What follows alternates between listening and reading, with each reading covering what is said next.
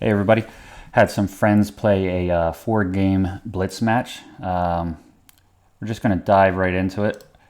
Just keep in mind, not all of us are grandmasters or anything, so not always the best moves are played. We're all not non-titled players, meaning below 2,000. But anyway, without further ado, let's see how this game went. Doug opened with e4, we have e5, knight f3, d6, the Philidor defense is on the board. c3, probably looking to support with a d4 and break in the center. All right, we have knight f6, and yeah, there's d4 trying to apply some pressure here. We have knight takes e4, d takes e5, d takes e5, and queen takes d8 check. The whole idea here preventing black from being able to castle right away. King takes d8, knight takes d5, or excuse me, e5, and notice here we have that weak pawn looking for that fork on f7. All right, so we have bishop d6 attacking the knight, and knight takes f7 check, forking the bishop and the rook.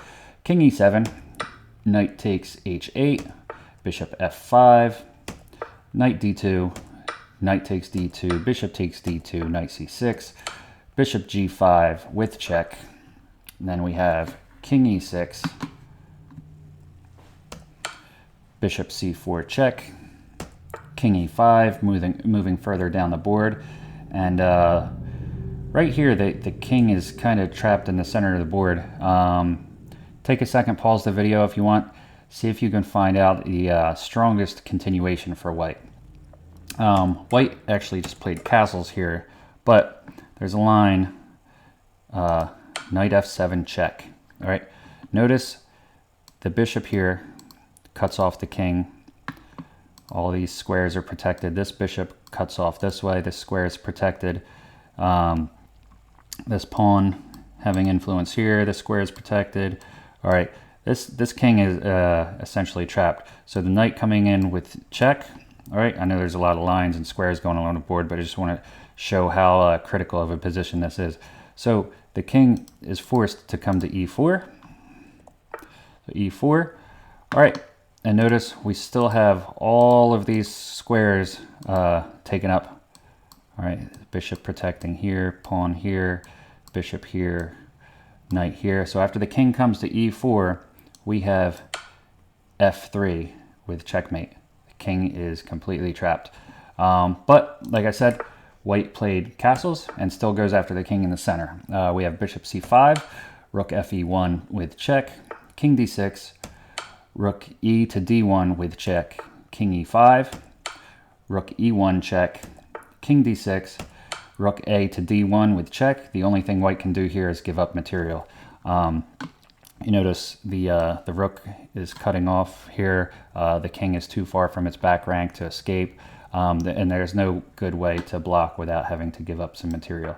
So we have knight d4, pawn takes, king c6, d takes c5, king takes c5, rook c1, b6, bishop e3 with check, king b4, a3 with check, king a4, rook a1, and then we have c5. Notice the black king, having started, think about where the black king starts the game, on e8.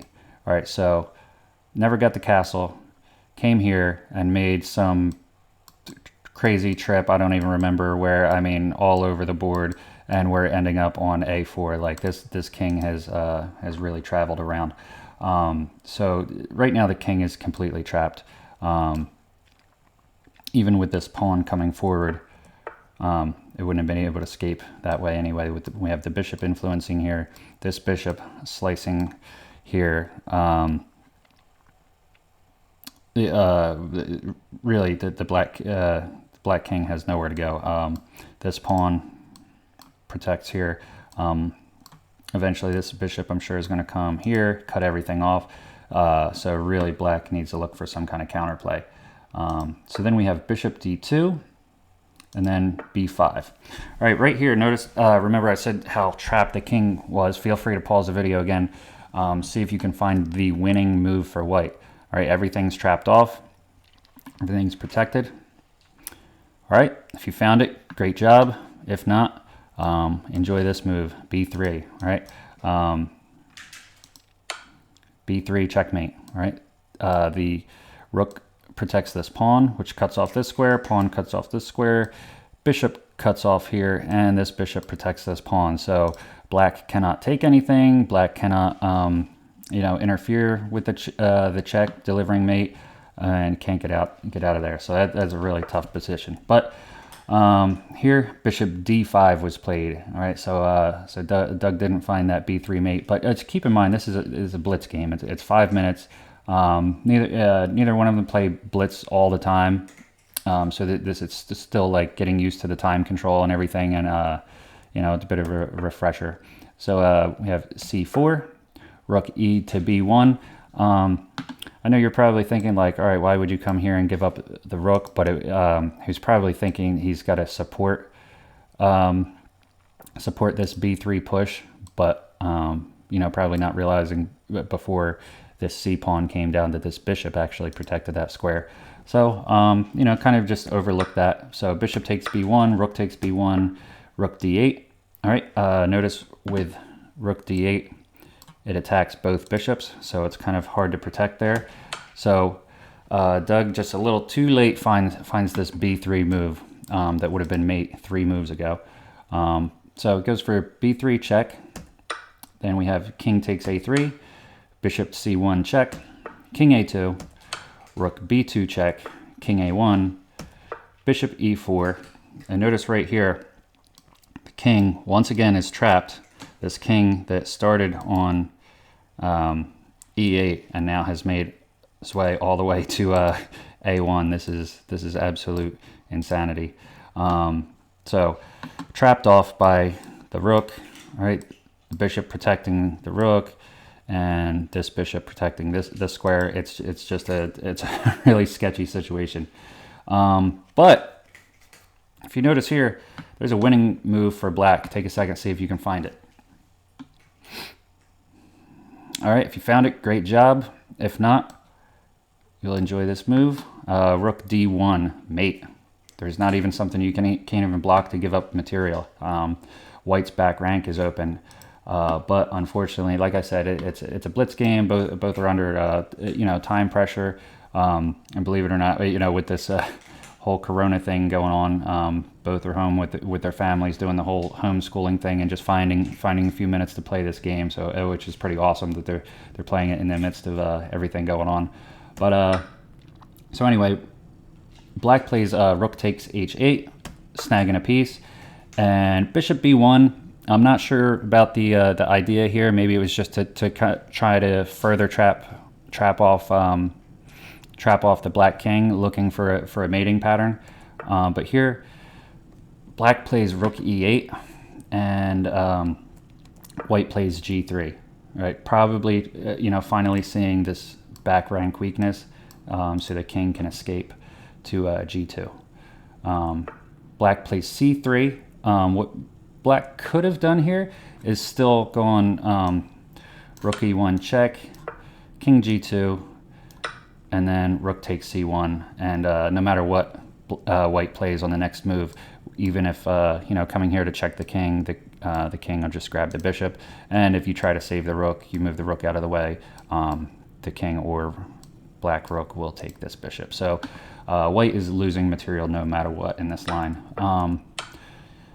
But instead, black plays g3. G3 attacking the rook. Great move because this it's really hard to defend or stop. Doug plays king g2, which, I mean, he could have probably played rook c2 here, but then the bishop falls, and then at least you grab the pawn. But he plays king g2, worried about the back rank. We have c takes b2, bishop takes b2 with check, and then king takes b2. And somehow this game has completely turned around, going from, if you notice the position in the thumbnail, black has all, white has just four minor pieces, you know, 2 bishops, a knight, and a rook, and black has just a rook. And after a few short moves, next thing you know, the position we reach, white is down to just a bishop against a rook, and 4 pawns to 4 pawns,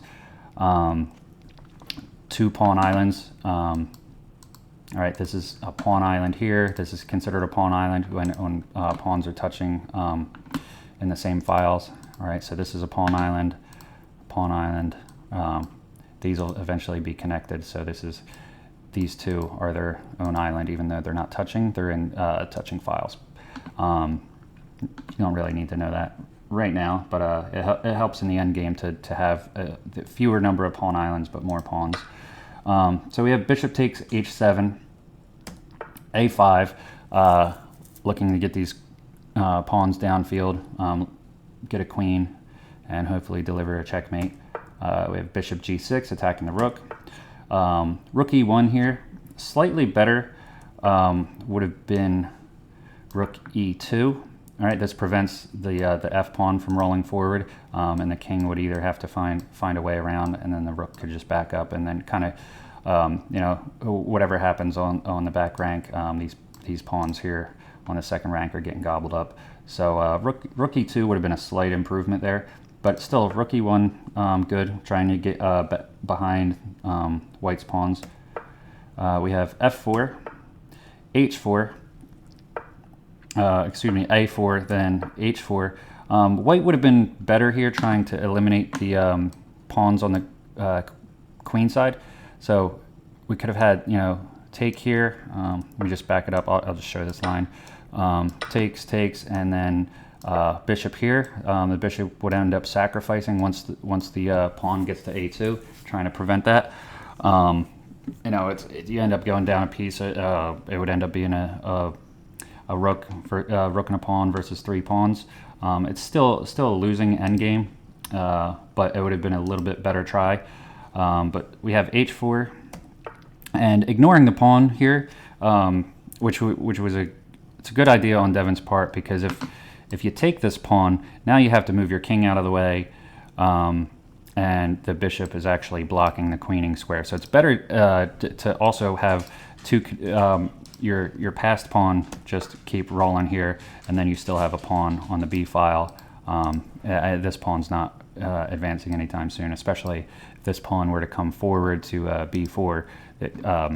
If you notice, white has no pieces that can contest the square, so that's going to sit there forever unless the king were to get over there, but that's not likely to happen.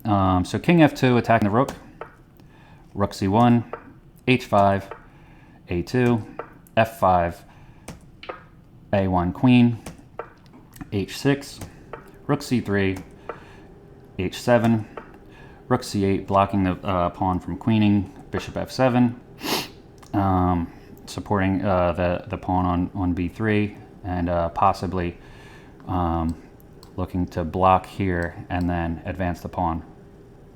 That's where you're doing, right, Doug? That's where you're looking to block there.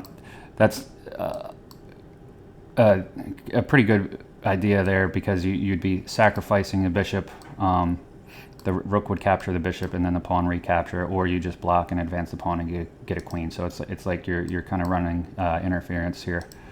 So anyway, king c2 was played, g4, king d3, g5, queen b2 check, king f3, queen e2 check, and king f4. And right here, black has a mating net that allows white to bring a queen in the game, but it still loses. You play rook c1, bishop c4 check, b takes c4, and here white does not recapture. White can now advance and get a queen into the game. So we have h8 queen, rook f1 check, king g3. All of this is forced. There's no way around it. Queen f3 check, and king h2. You can go to king h2 or h4. It doesn't matter. You still get rook h1 checkmate. But that's not the line that was played. That was just an example of what could have been played. So from king f4, we have queen e7, attacking the bishop. Bishop e6, queen d6 check, king g4, queen d4 check, king h5. And here, white actually only had like, it was something crazy, less than a second on the clock. He had like 0.9 seconds on the clock. Devin played queen e5, bishop takes c8, left the rook hang, and then we just have queen takes f5. And now you notice the queen is hanging, but it was at this time that Doug ran out of time. The game was flagged. So really crazy game. Really fun to watch. As it was going on live, I was just like, yelling at my phone, watching like, holy crap, what's going to happen next? Seeing all these like turnarounds going from having 5 pieces to 1 piece, and like so many mating nets, going on for Doug. But it was like, when you're in a 5-minute game trying to watch, watch out for so many different threats. So playing a line you're not familiar with, maybe, I don't know how often they play the Philidor, and especially going with this queen exchanges off the beginning. But really crazy game, fun to watch. And so game 1 goes to Devin. So stay tuned. Look forward to game 2 coming up. All right, enjoy.